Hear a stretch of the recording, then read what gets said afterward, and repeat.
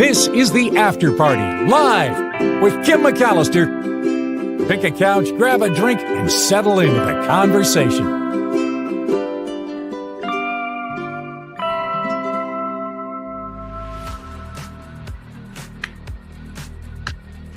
Be on the beat. Hello, everybody. It is the After Party Live. I don't know. I'm feeling a little wacky today. It is lovely to see you, everybody. I'm happy to have you here along for the ride.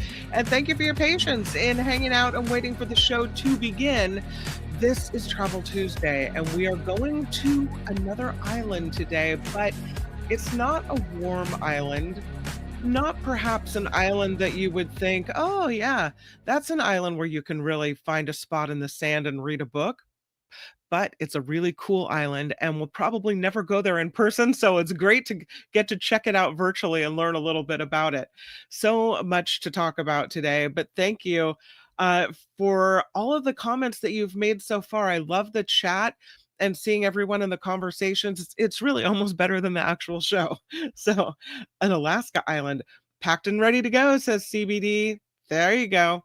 Yep, we'll get to it in a little bit. But first, I wanted to talk to you about a story that I find off-putting, but I'm really interested to hear what you have to say in the chat. So I will be going back to read your comments. This is a story about preserving tattoos, but not preserving them like so that someone in a 1,000 years digs up a grave and finds them. No, no, mm-mm.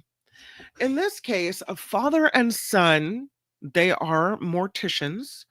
They say they have developed this new procedure by which they can save the tattoo on a deceased person and then give it back to the family so you could hang it up like wall art. Okay, that's the skin of your loved one on your wall. Is that not weird? Like, does anyone not think that is creepy as all hell? It's called Save My Ink Forever, and it's a father and son duo. They operate out of Ohio, and again, it's called Save My Ink Forever, and here's what they do. They remove tattooed skin from a corpse, they treat it, and then they return the tattooed skin to the loved ones. The end product, they say, looks closer to aged parchment paper than skin, the article says, than a horror trinket. But it hangs behind a framed museum quality glass in the homes of customers.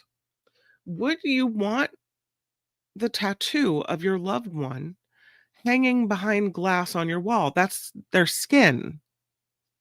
Now, granted, it's been preserved with some type of chemical. Still, I find this very off-putting. Although people keep relatives' ashes, right, in an urn on the mantle or what have you, is this any different than that? For me, it's like seeing part of your loved one that should be buried with them. I don't know. Okay, there are a lot of people that get tattoos that are significant to the family, that represent who they were, what they believed in, the people they'd lost, everyone with their matching tattoos. People have special dates etched on them. There are tattoos that have true meaning to people and their families. I understand that, but still, it seems like part of your body that should go with you. Perhaps I'm thinking of this wrong, and if so, please set me straight. I just feel like it's yucky. They say they preserve these tattoos with dignity and respect. This has become a passion for this father-son duo. Um, it's been going on since 2017, this company called Save My Ink Forever. They say they estimate that they have preserved thousands of tattoos so far. So there's a market for this. A lot of people are interested and want to do it. So perhaps, there are people that are not put off by this type of thing. They came up with the concept working at funeral homes and seeing families that wanted an increased level of personalized options for the deceased. I don't know. I guess this is a very personalized option. Mm. In 2023, Pew Research estimated nearly a third of US adults and 46% of millennial adults have at least one tattoo. So the father son duo, the son is the one that convinced the father that there's an untapped market for this, that they could bridge the gap, they said, between tattoo collectors and funeral home services. Um, but he also had to work on this tattoo preservation process to see if it would actually work. So they started, rather than with real skin from people, they used excess skin from tummy tuck surgeries. The volunteers willingly tattooing themselves before the procedure so that they could then donate the removed skin afterwards so that it could be tested on. And that actually worked. So far, Save My Ink is the only major company offering this service. They can operate in every state except Washington state. They have worked with funeral homes in the UK and in Canada. Here's the process. This, I know it gets into the nitty-gritty, but that's what we do. The process for requesting tattoo flesh preservation can begin even before death or up to 72 hours after someone's death. The person making the request of the tattooed individual's partner or next of kin, they work with the local funeral home, which acts as a middleman between the family and Save My Ink. The Save My Ink folks send the funeral home an instructional video with a step by step guide on how to properly extract the skin and store it for preservation. Most of the people asking for tattoos tend to ask for individual tattoos, not like a whole sleeve, which costs $1,699. Couldn't make it an even 1,700. They will, though, do entire arms and leg sleeves and body suits, which is so pricey that it can cost $100,000. The tattoos on the tops of hands and feet tend to preserve the best, they say. So the funeral home then ships the skin to Save My Ink in a dry preservative. The formula, the chemical formula, is a trade secret, they say. It arrives within a few days, and then Save My Ink will deliver the final product encased in glass. Usually they get it to you within 3 months. They have had to set some boundaries. They will not preserve facial tattoos or genital tattoos. They've refused requests to turn skin into lampshades and other trinkets, although some people have actually asked about that, if you can believe it. But they do say they are willing to consider unusual requests. They have preserved tattoos from living people who've lost significant amounts of weight, as well as people who had gender reassignment surgery. And they say they're happy to preserve tattoos from an amputated limb or certain meaningful scars as well, they will preserve. Uh, I don't know. Yeah, they do admit that there are a lot of people who recoil at the idea of hanging your grandpa's preserved flesh on the wall. But they say most funeral homes and people are stuck in their ways. So, am I stuck in my way of thinking that this is strange and a little oogie? Or do I need to open up my mind to the possibility that this is all right? I'm scrolling back. Tammy says, I don't think my daughter needs my butterfly tattoo. When she was about 14, she found a picture of it and made my tattoo the screensaver for our computer. Hey, she found a way to do it while you were still living. There you go. I don't know. What about piercings? I don't think they fit nicely behind the encased glass. I don't know. Mindy thinks this is just a moneymaker for this funeral home. This is just yuck. Disturbing subject matter for the after party. I'm sorry, but it is a way to take our mind off politics. And it is fascinating that people are doing this. Don't you think? 100,000 is more than the full burial. I know. Be Aware says it's another good reason not to get a tattoo, a crazy loved one pinning your skin to the wall after you die. I mean, it's good, right? That someone enjoyed your tattoo enough to want to save it. Like it must have been a really great tattoo. Deidre says this is weird. This is really weird. She's not a fan of tattoos anyway. Mindy says, yeah, ashes to ashes, dust to dust. I don't need the skin or the tattoo. It all lives in memories.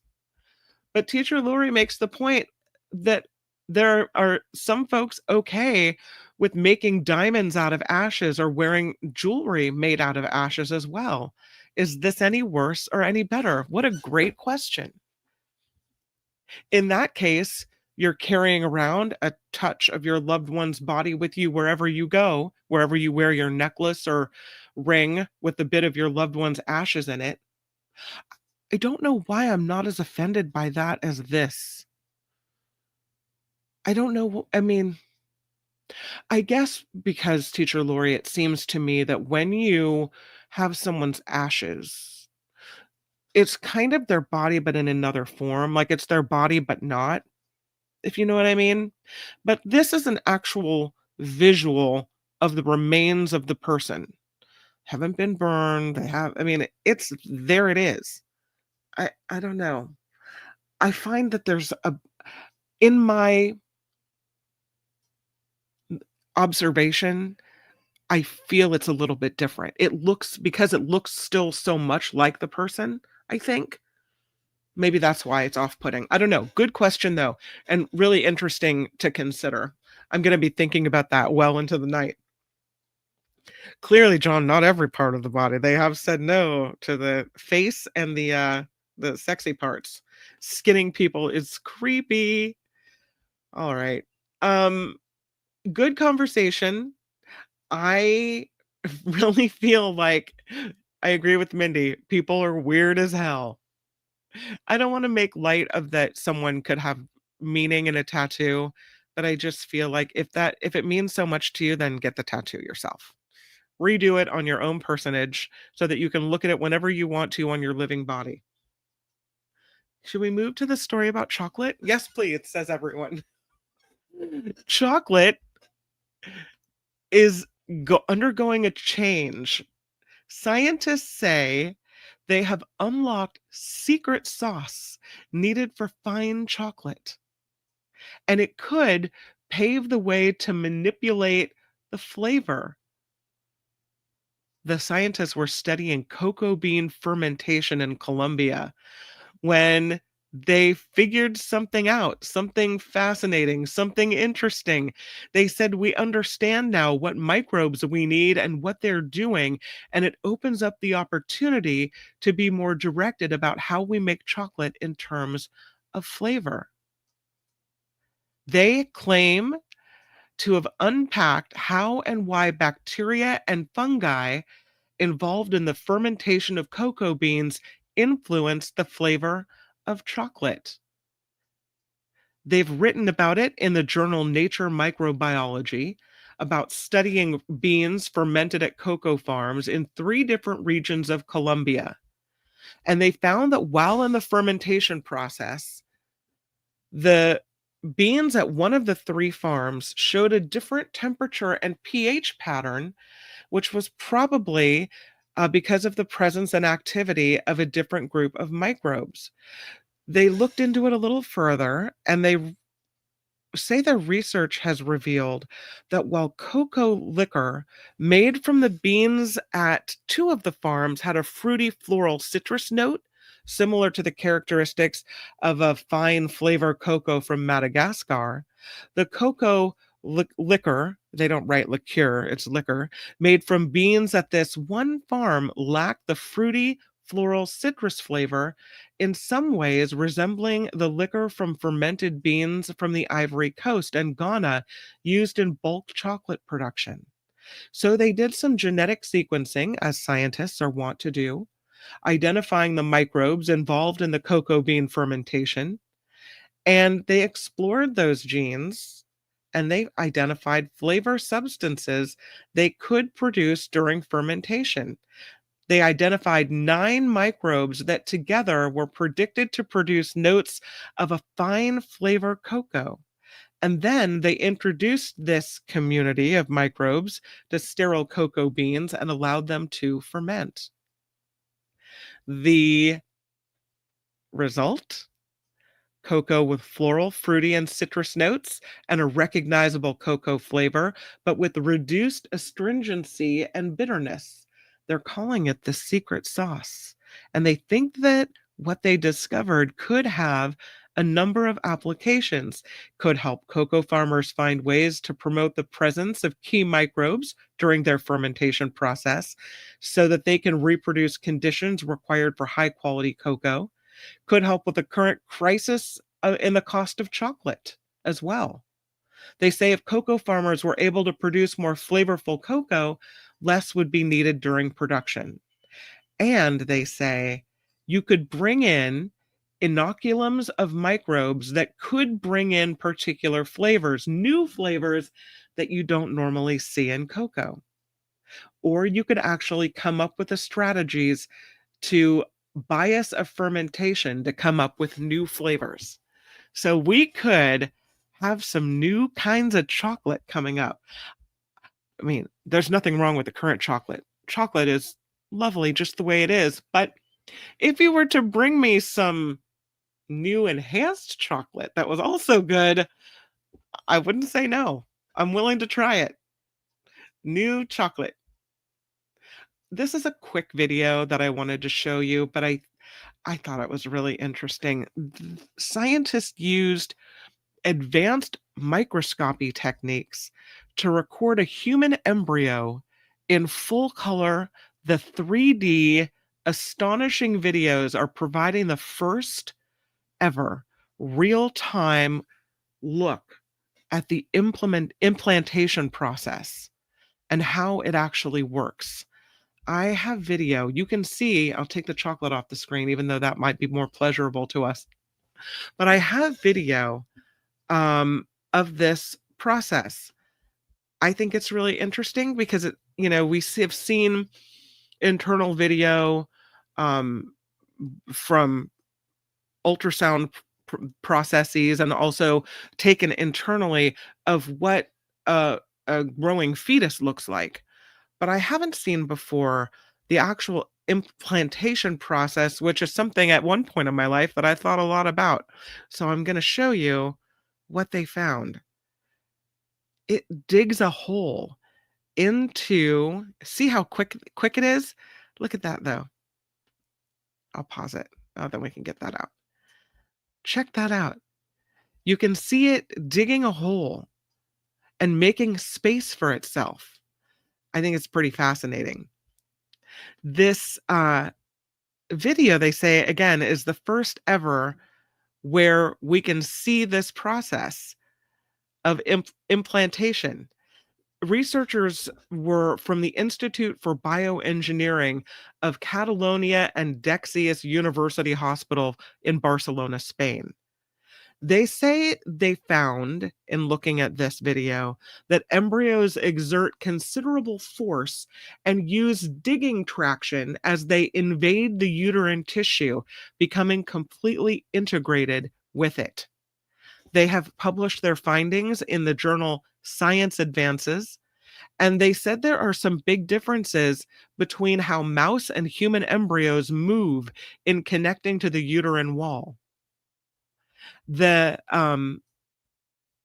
platform they developed using an artificial uterine matrix made of gel and collagen allowed for implantation outside of a human uterus, and that is what made these videos possible.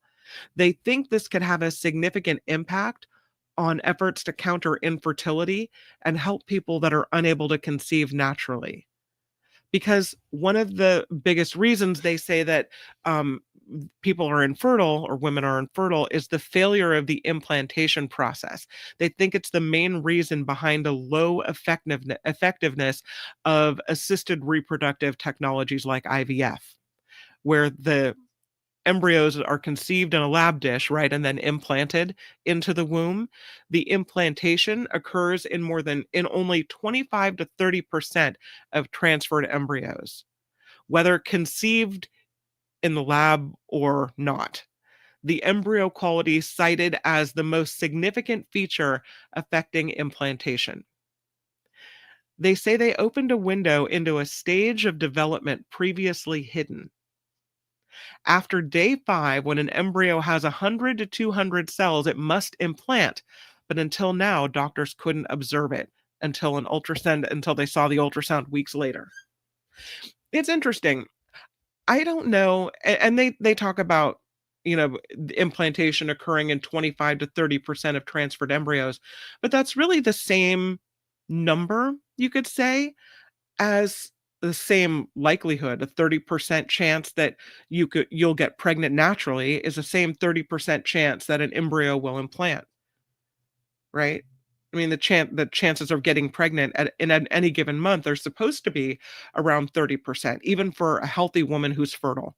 So I don't know, but it is definitely interesting to see the process happen. Should we watch it one more time? Check it out. You can see it digging, and it's in. Yeah. Didn't know it dug a hole. So that I think is a little fascinating. Science.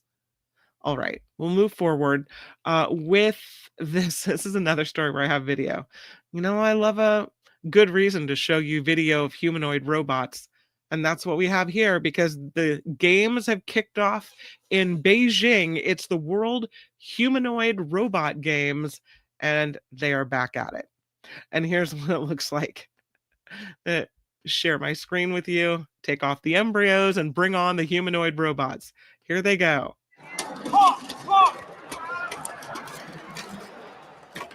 They're fighting.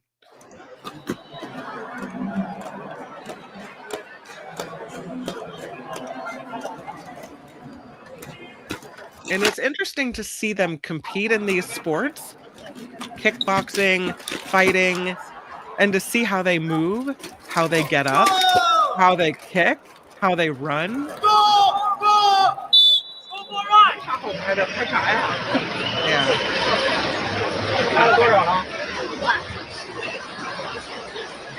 Look how it runs. It's interesting. The the event, I'll take that down. I'll pause it. How about that? There you go. You can see them fighting there. There they are, the humanoid robots. I think it's interesting. They held their opening ceremony on Thursday, and there was a robot falling over while attempting to light a torch for the game. So they did have some mishaps. The sports are kickboxing, track, soccer, and dance as well. So there were more than 500 robots from 16 countries, the United States among them. One robot was disqualified because its head fell off as it was running. They said keeping the head balanced while in movement is a big challenge, actually. A soccer game Friday, there was another mishap when a robot tripped and several other mechanical players fell as well, requiring human intervention to clear out that hazard. They're doing this through Sunday, so, I'm sure there will be more good video from this. But it's a good test for scientists to see if what they've designed holds up, how it moves, how they can perfect the designs better. So there you go. That's the humanoid robot games. Scientists in California, Stanford actually, have developed a brain implant that can turn thoughts into speech. There's a picture of Stanford.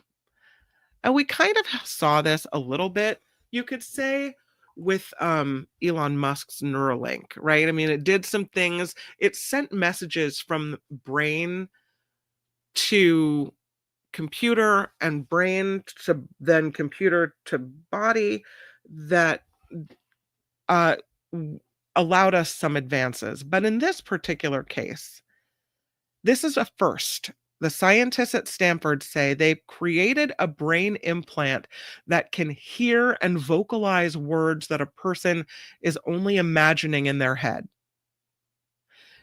Developed at Stanford, this device could help people with severe paralysis communicate more easily, even if they can't move their mouth to speak the words.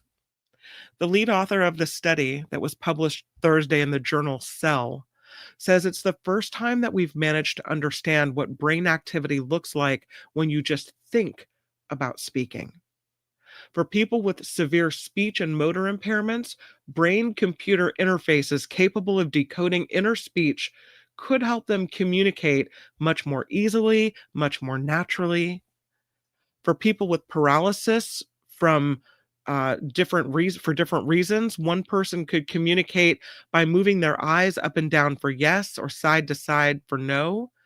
They had electrode arrays from a brain gate brain computer interface implanted in the brain area that controls speech. That's the motor cortex. And then participants were asked to try speaking or silently imagine certain words. And this device they designed picked up brain activity linked to phonemes, small units that make up speech patterns, and artificial intelligence software stitched those into sentences. They say imagined speech signals were weaker than attempted speech, but still accurate enough to reach up to 74% recognition in real time.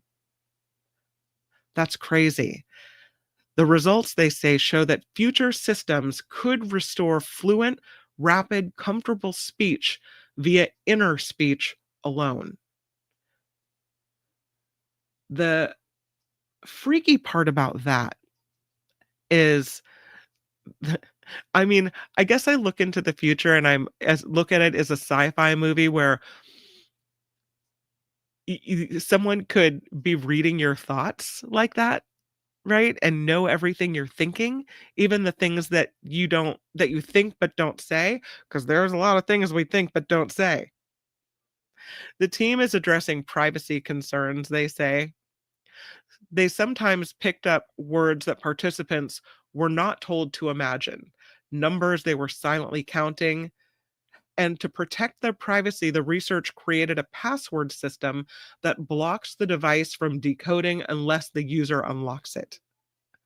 The study said imagined the phrase "chitty chitty bang bang," and when the person imagined that phrase, it worked 98% of the time to prevent unintended decoding. They say their work gives real hope that these types of devices can restore communication that's fluent, natural, and comfortable as conversational speeches. So interesting that that's where we are. I have so many other good stories for you, but we're moving on to Travel Tuesday. We have some places to see today that are going to be really cool. We're going to the Faroe Islands. Look at that. Again, maybe not the sunny, sandy, you know, summery trip that you were imagining, but still super cool. Look at the mist and the mystery surrounding the Faroe Islands. Some of the best things to do in the Faroe Islands, number one on the list, a home cooked meal. This is cool. You can enjoy a home cooked dinner. It's called the Hema, and it is a key Faroese experience. It's a supper club where visitors are hosted by a local family or an individual. It's a place, they say, to taste the freshest lamb or the freshest fish or even traditional whale meat, if you're comfortable with that, along with rhubarb flavored desserts. And you can listen to the stories of life on the islands. Far more than dinner, they say you'll get a window into the way of life there and a chance to go deeper into the Faroe Islands' generous culture. All planned at eatlocal.fo for Faro. Eatlocal.fo. They give you all kinds of hemablione options, uh, and they say you should book as far and as in advance as you can. I'm gonna skip the whale, but I might eat the local fish. I don't know. Number 2 on the list is to take to the trails. So beautiful. What a beautiful place to hike. The Faroe Islands, hiking the old cairn marked trails, one of the most popular activities on the islands. A lot of the country's hiking trails are fee paying, including a popular route to the lagoon at Saxoon. On a good day, they say there's nothing like walking up a ridge in search of the best view of a lighthouse or eating sandwiches mid trail with a view of dark sea stacks and a silver sea. There's a couple of 2-hour round trip walks, one to Lake Svorgsvatn. It's flat and easy for less experienced hikers, or you could go all out rather, and hike the mountain, the island's highest, in search of views of Iceland. So that sounds fun. Number 3 on the list is taking surf lessons at a black sand beach. Look at that. They say surfing the Atlantic, it's a different kind of thing to do. They have surfers that run classes on a black sand beach at Tjornvukik in full view of sea stacks and mountains. They say it's epic. The surf isn't pumping, but you can do stand-up paddleboarding as well, snorkeling tours, cliff jumping. And again, the surfing here, cold water, conditions that make it much better if you're an experienced surfer and not someone just who wants to try it out. It's not like surfing at Lahaina for the day, right? This is different. This is serious business. But the Black Sand Beach sounds really cool. Number 4 on the list, feel the spray of a waterfall on your face. Oh, look at the waterfall, you guys. Now, I don't think unless we're on a boat below it, we're going to feel the spray from this one. But there are a lot of waterfalls on the Faroe Islands, and they say it's a classic experience, not just seeing a waterfall here from your car, but hiking to one and feeling the spray on your face. The island's top 2 most visited waterfalls are Fossa on Stremoy Island and Mullafossur in Gassadulur on Vagar Island. Fossa is the highest of all. It's a 2-step waterfall pouring down a black basalt cliff. Multifossar falls directly into the sea, and we're looking here as a highly scenic spot. Just absolutely beautiful. Another thing to do, number 5 on the list, is catch your own dinner, because fishing tours take place all over the islands. They say you can join a local skipper and catch your own dinner. It's not only a fun day out, but you'll learn where your food is coming from. And they say it's an insight into life on the islands because fishing makes up 95% of their economy. Traditional fishing communities still exist here. And it is possible to combine the home dining that we talked about in option number 1 with a fishing trip where your host will cook up the fish that you caught that very day. So, yeah. I mean that's a kind of a cool experience, especially since when you're traveling often, you're not going to have a kitchen to prepare your own dinner that you caught. Some restaurants will do it, depending. I think there's some in Hawaii that will do it, but this is kind of cool. If you're going to go have a traditional home cooked meal, to bring the fish. Number 6 on the list is be delighted by a puffin. They sure are super cute. There are better times of the year to see the puffins on the Faroe Islands. Look how cute. How cute is that little puffin? But if you're on the Faroe Islands between April and September, you will likely see these black and white birds with orange feet and multicolored bills. They're flapping around the cliffs, they're walking around their burrows. Prime puffin spotting cliffs also include Vestmanna bird cliffs. You can also see them if you take a boat tour of the cliffs. But they say, yeah, you just kind of sit back, let them do their thing, and you watch from afar.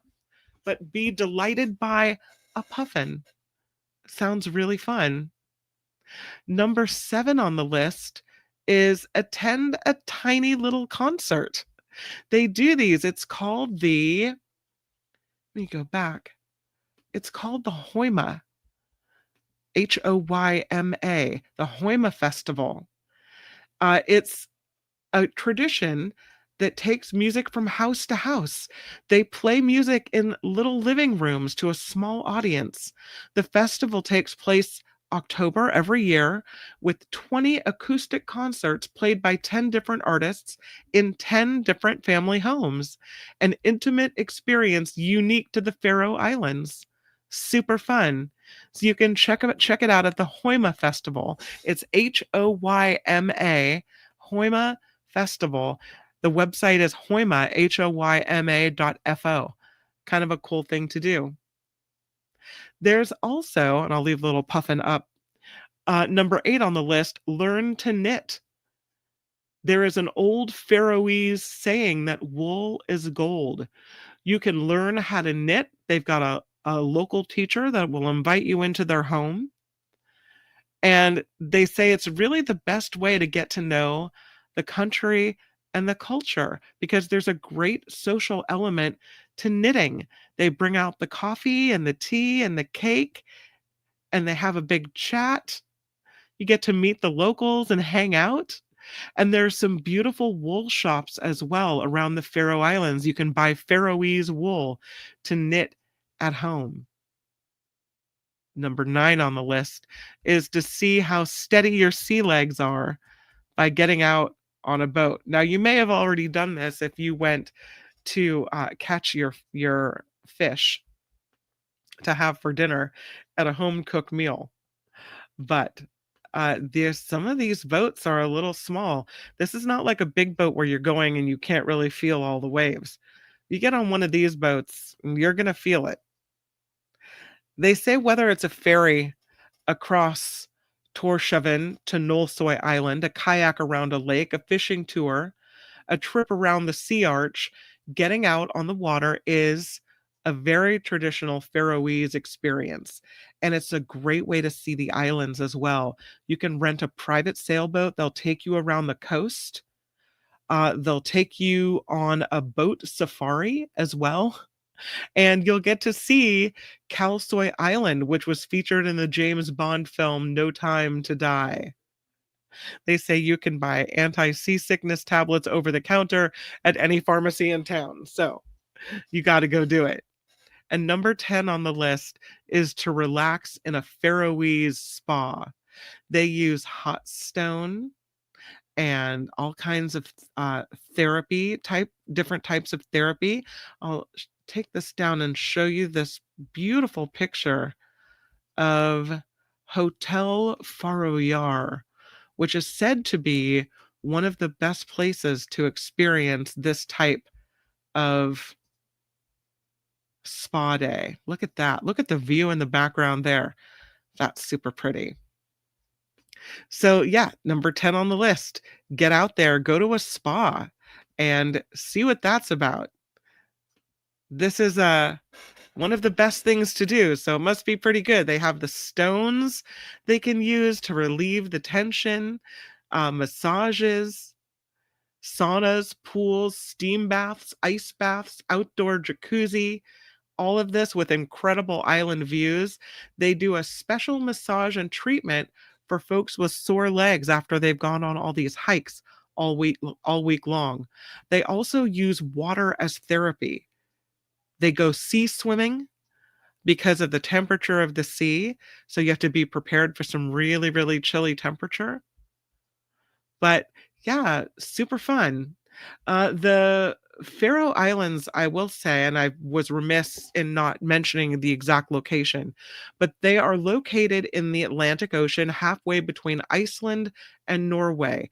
And it's a group of 18 islands that is often in the middle of some unpredictable weather, a lot of times cold and wet, but the rugged cliffs are amazing. There are more sheep than people on the Faroe Islands.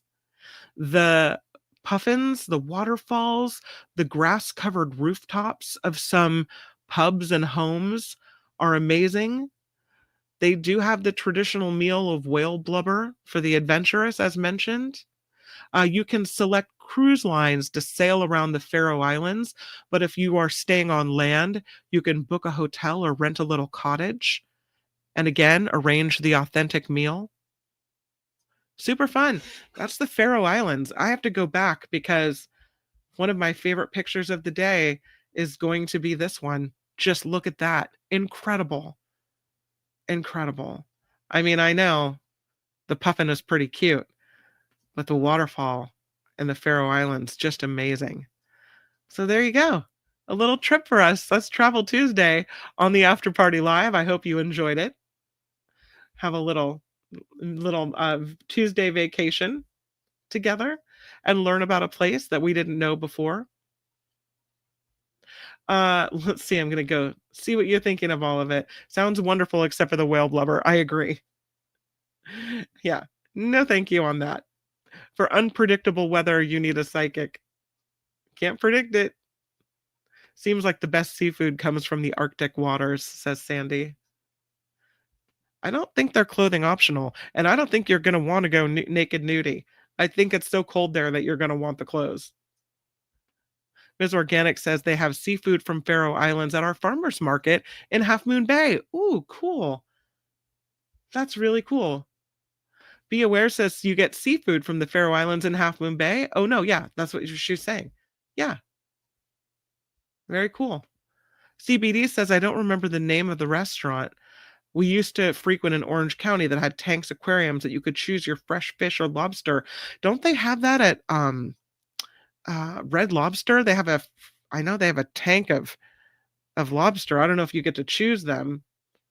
Susan says, how nice they share their knowledge with knitting. I can imagine they probably have some really cool techniques to learn as well. Really nice. My granny called that a knit and bitch. Yeah, a great way to get your frustrations out. They get puffins on Maine too, says Heather. They're so cute. Yeah, they're such cute birds, like flying penguins. CBD says the puffins are cute. That's awesome. I would have too. No, Faroe Islands. Yeah, beautiful. Well, I'm glad you guys had a nice time with me at the Faroe Islands. Thank you for being here on the After Party Live. Tomorrow, as mentioned on the Mark Thompson Show, we've got some great guests, and that includes Wednesday, we have Belinda Weymouth, which we barely mentioned her, but she's got some great stories. She was not on with us last week, so she comes back and she's bringing some great stories to share. Belinda Weymouth will be on the Mark Thompson Show tomorrow, so I am truly looking forward to that. I think it's going to be really interesting to talk with her about some of the latest developments. Also, we are going to talk to the former editor of the San Francisco Chronicle. And the suggestion may have come from a listener to bring the former editor for the Chronicle on. His name is John Diaz. He's really, really interesting. Also, we'll talk to Dr. Michael Daigneault, who comes in, lots to discuss about vaccines and RFK Jr. So that is all on the Mark Thompson Show starting at 11 tomorrow, and hope you'll join us for that. And here on the After Party Live, we will be talking about waterfalls. So if you have any suggestions for waterfalls, please send them to kim@theafterparty.live. I always love your suggestions and appreciate them very much. Thank you again to everyone who has contributed to this show to help keep it going. It's crowdfunded. It is my most unfavorite part of this show to have to tell you that the PayPal link is in the show description should you be so inclined to help this show continue. But thank you to Wes, who has kicked in some money today, Meredith, D with a recurring payment as well, James S, Wes as well again this week, and Beth F. Thank you so much for contributing to the After Party Live. All right. Please click the like button on the way out if you could. And as always, I'll be showing your comments on the way out as well. So I hope you'll stay for that. But I will see you guys tomorrow right back here on YouTube for now. Oh, wait, before we go, I would love to say thank you to Doug, who pops in with a 20 and a fabulous show. Thank you, Doug. Appreciate that. And thank you for being here for it. Really, really nice. All right, everyone. Have a great rest of your day. Bye-bye. The After Party Live would like to thank the following contributors and viewers like you.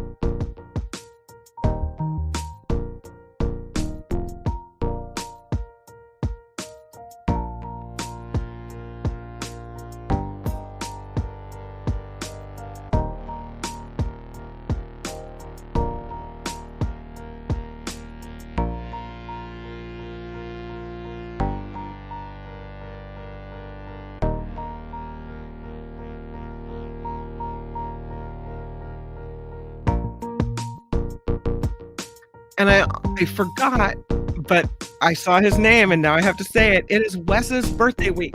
We missed it. It was 2 days ago, but I think 2 days ago, right, Wes? But happy birthday to Wes. Tomorrow we'll take a moment, play a little song, do a little dance, and give Wes some love. Happy birthday week, Wes.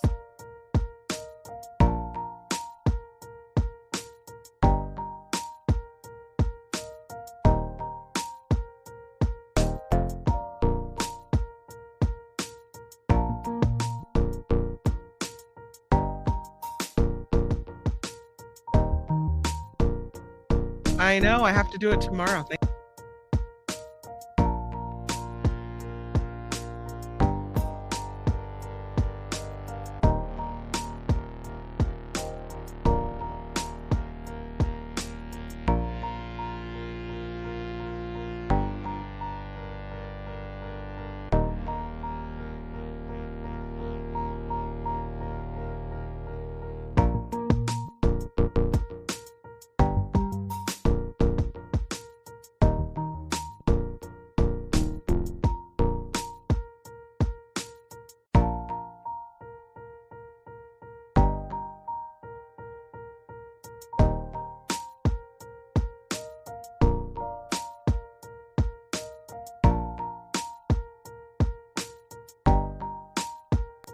Oh, happy birthday to your little one.